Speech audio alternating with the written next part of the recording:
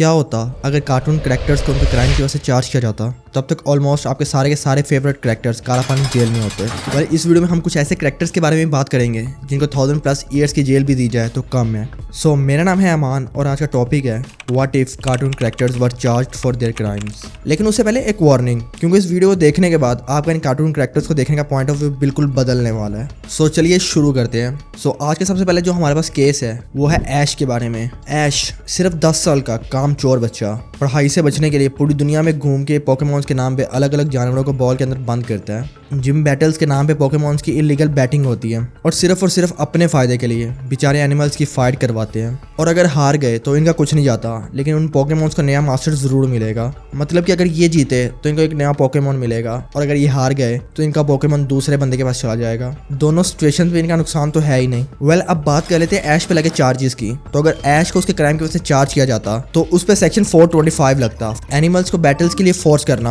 उसके अलावा 10 साल की उम्र में घर छोड़ के भाग जाना और साथ ही साथ एनिमल ट्रैफिकिंग का चार्ज भी लगता है इसके ऊपर, जिसके लिए इसको 45 ईयर्स ऑफ जेल होती और साथ में 4 करोड़ का फाइन भी लगता। लेकिन अगर देखा जाए तो ये क्राइम बहुत छोटा है, क्योंकि हम अभी बात करने वाले हैं बहुत ही खतरनाक क्राइम्स के बारे में। वेल जो हमारे पास सेकंड केस है वो है स्कूबी डू और उसकी गैंग से रिलेटेड। स्कूबी डू, इन कार्टून्स को कौन ही भूल सकता है। स्कूबी डू और उसकी गैंग का सिर्फ एक ही काम होता था, लोगों की प्राइवेट प्रॉपर्टी में घुसना, बिना परमिशन सर्च करना और एंड पे बेचारे ओनर को मास्क पहना के विलन डिक्लेयर करना। पुलिस और सीआईडी से ज्यादा केसेस तो इन्होंने सॉल्व किए हैं, लेकिन फिर भी भूतों से डरना होता था इस नालायक स्कूबी डू को। हर एपिसोड में इसका भूतों से डरना तो कंफर्म था। यहाँ पे सिर्फ एक कार्टून कैरेक्टर्स को क्राइम की वजह से चार्ज नहीं किया जा सकता, क्योंकि पूरी की पूरी स्कूबी डू गैंग ही क्रिमिनल थी। सो अगर स्कूबी डू और उसकी गैंग को उनके क्राइम की वजह से चार्ज किया जाता तो उन पे सेक्शन 186, 417 और 203 लगते। और इनका क्राइम ये था कि हर केस खुद सोल्व करने पहुंच जाते थे। भाई पुलिस नाम की भी कोई चीज होती है, लेकिन नहीं, इन्होंने तो हर केस को सोल्व करने की कसम खा रखी थी, जिसके लिए इन्हें 70 साल की सजा होती और साथ ही साथ इनको 4 करोड़ का फाइन भी लगता।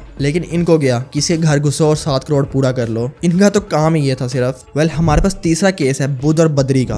बुध और बद्री ये दोनों भाई जो कि अपने आप को स्मार्ट समझते थे, लेकिन असल में क्रिमिनल थे दोनों। हर एपिसोड में चोरी, दूसरों को पागल बना के पैसे लूटना, पूरे के पूरे शहर की नाक में दम करना, हर कोई परेशान था इनसे। लेकिन इन्होंने मस्ती के नाम पे वो क्राइम्स किए हैं कि इनके सामने कोई बड़े से बड़ा क्रिमिनल भी मासूम लगने लग जाए। भाई कौन सा ऐसा एपिसोड होगा जिसमें इन्होंने अपने टीचर्स को तंग ना किया हो या शहर के बाकी लोगों को तंग ना किया हो। तो अगर इनको इनके क्राइम्स के लिए चार्ज किया जाए तो इन पे सेक्शन 279, 283 और 510 लगेगा, जिसके लिए कम से कम भी इनको 100 साल की जेल होगी और साथ में 6 करोड़ का फाइन भी लगेगा। लेकिन ये तो नल्ले बेरोजगार, ये फाइन कहाँ से पे करेंगे, तो इसके लिए इनको और सजा होगी। लेकिन ये जेल में भी किसी को आराम से रहने नहीं देंगे। तो मेरी गवर्नमेंट से अपील है कि अगर कभी इनको सजा होती है तो प्लीज इन दोनों के लिए अलग अलग सेल का इंतजाम किया जाए। तो अब हम बात करने वाले टॉम एंड जेरी के बारे में। टॉम एंड जेरी तो किसको ही याद नहीं होगा। जब बच्चा पैदा होता है तो तब से टॉम एंड जेरी देखना शुरू करता है। वेल टॉम एंड जेरी रहते तो एक साथ एक ही घर में थे, लेकिन जानी दुश्मनों की तरह। इनफैक्ट टॉम को तो रखा इसलिए गया था क्योंकि जेरी की शरारतें बढ़ती जा रही थी दिन ब दिन, और टॉम का काम यह था कि उसको घर से बाहर निकाल दे।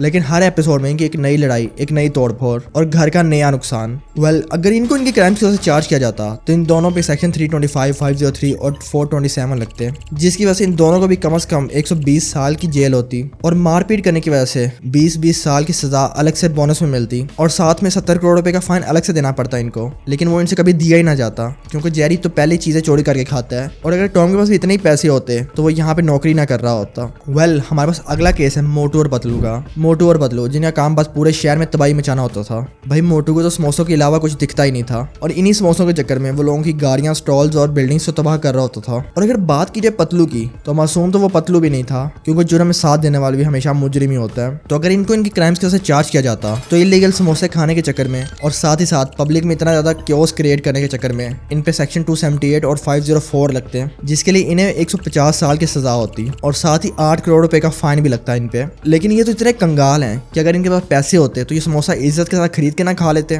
वेल अब हम बात करने वाले हैं डोरा द एक्सप्लोरर के बारे में। भाई ये 7 साल की एक छोटी बच्ची जो कि ट्रैवलर थी, लेकिन असल में तो ये एक वॉकिंग बॉर्डर वायलेशन केस थी। हर एपिसोड में बिना वीजा और परमिशन के रैंडम जंगलों और देशों में घुसना और साथ में एक टॉकिंग मंकी और बूट्स जो कि क्लियरली वाइल्ड लाइफ एक्ट के अंदर इलीगल है। और तो और उसका वो बैकपैक हाफ स्मगल्ड माल से भरा हुआ होता था। लेकिन इस सबसे भी बड़ा एक और क्राइम था डोरा का। चीज बिल्कुल सामने होती थी, लेकिन इस अंधी लड़की को वो नजर ही नहीं आ रही होती थी। सारे के सारे बच्चे पागल कर रखे थे इसने अपने साथ साथ। अगर इसको इसके क्राइम की वजह से चार्ज किया जाता तो इसको कम से कम भी 200 साल की जेल होती और साथ ही साथ 10 करोड़ का फाइन भी लगेगा। और अगर ये 200 साल बाद भी जिंदा बच जाती है तो मेरी गवर्नमेंट से अपील है कि इसकी सजा को 200 साल और एक्सटेंड कर दिया जाए, क्योंकि ऐसे लोग जो कि खुद तो अंधे होते ही हैं और दूसरों को भी पागल बनाते हैं, उनके लिए 200 साल की सजा कुछ भी नहीं है। वेल, हमारे पास अगला केस है शिनचैन का। भाई ये शिनचैन की क्या ही बात की जाए, इसको तो लाइफ इंप्रिजनमेंट भी दे दो तो कम है। एक 5 साल का बच्चा जिसने पूरे कासुकाबे शहर के सर में दर्द कर रखा है, पब्लिक में अंडरवेयर डांस, टीचर को पागल करना, मम्मी को एम्बैरसिंग सिचुएशंस में डालना,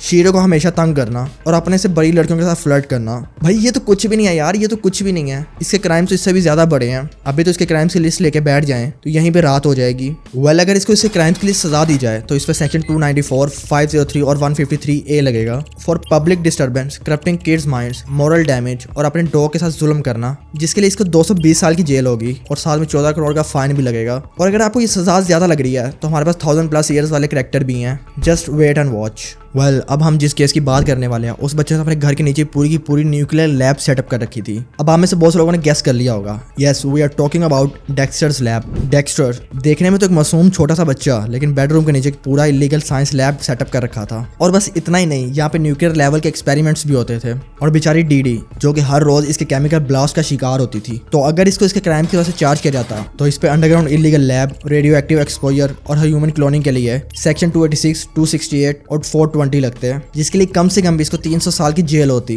वेल, हमारे पास जिस अगले कैरेक्टर केस है वो है महाराज इंद्र वर्मा फ्रॉम छोटा भीम। भाई छोटा भीम के महाराज इंद्र वर्मा तो आपको याद ही होंगे। मुझे तो आज तक बस ये चीज समझ नहीं आई थी कि नल्ला इंसान महाराज बना तो बना कैसे। कोई भी प्रॉब्लम हो जाए तो इसको सिर्फ और सिर्फ छोटा भीम ही याद आता था। ढोलकपुर पे चाहे किसी डाकू ने हमला किया हो या एलियंस ने हमला कर दिया हो, ये महाराज की अपनी आर्मी तो किसी काम की थी नहीं, तो इसने हर सिचुएशन में सिर्फ छोटा भीम को बुलाना होता था। भाई अगर हर काम भीम नहीं करना था तो क्यों ये महाराज अवाम में खजाना आर्मी पे खर्च कर रहा था। अगर महाराज को उसके क्राइम्स से चार्ज किया जाए तो इस पर भीम और पूरे ढोलकपुर की जानो खतरे में डालने के लिए और सरकारी खजाने को फजूल आर्मी पे खर्च करने के लिए सेक्शन 75, 409 और 336 लगते हैं, जिसके लिए इसको कम से कम 550 साल की जेल होती और साथ में 1 लाख सोने की मुद्राएं भी देनी पड़ती। और इस महाराज को देखने के बाद सिर्फ मेरे ज़हन में एक ही लाइन आती है, क्या महाराज बनेगा रे तू। वेल, हमारे पास लास्ट वाले जो कार्टून कैरेक्टर्स हैं ये बहुत ही इंटरेस्टिंग है, लेकिन साथ ही साथ इनके क्राइम्स भी उतने ज्यादा इंटरेस्टिंग है। वेल, जो हमारे पास लास्ट केस है वो है फिनियस और फर्ब का। फिनियस और फर्ब 2 छोटे बच्चे जिनका काम समर वेकेशन में अपने यार्ड में मम्मी से छुपाकर हाईटेक टूल्स बनाना था, जिनमें कुछ ऐसे टूल्स भी थे जिनसे लोगों तक को गायब किया जा सकता था और कुछ ऐसी राइड्स जिनसे ये दोनों बाकी सब बच्चों की जान को खतरे में डालते थे और साथ ही साथ अपनी बहन को मम्मी के सामने हमेशा पागल साबित करते थे ये लोग। अगर इनको इनके क्राइम्स की वजह से चार्ज किया जाए तो इनकी तो 10 जिंदगियां भी कम पड़ जाएं वो सजा पूरी करते करते। इन पे unauthorised construction, criminal conspiracy, cheating और लोगों की जानों खतरे में डालने के लिए सेक्शन 120B, 420, 302 और 267 लगते, जिसके लिए इन्हें 1000+ ईयर्स की जेल होती और साथ ही साथ 40 करोड़ रुपए का फाइन भी होता। लेकिन इस बात को बिल्कुल इग्नोर नहीं किया जा सकता कि इनकी हाईटेक टूल्स वाकई में कितने मजेदार थे बचपन में, और ना ही इस बात को इग्नोर किया जा सकता है कि सारे के सारे कार्टून्स देखना ही बचपन में हमें कितना ज्यादा पसंद था। लेकिन अब बड़े होने के बाद पता लगता है कि जो बचपन में हमें मासूमियत लगती थी वो एक्चुअल में क्राइम्स थे। सो आपको क्या लगता है, ऐसे और कौन से कार्टून कैरेक्टर्स हैं जिनको उनके क्राइम्स के लिए अभी भी जेल में होना चाहिए था? कमेंट करो और अब जल्दी से वीडियो को लाइक और शेयर कर दो और चैनल को सब्सक्राइब कर दो, वरना अभी तुम्हें तुम्हारे क्राइम्स के लिए चार्ज कर दूंगा। बाकी मिलती है अपनी एक नई वीडियो में एक नई व्हाट इफ थ्योरी के साथ। तब तक के लिए ख्याल रखना अपना। Bye bye.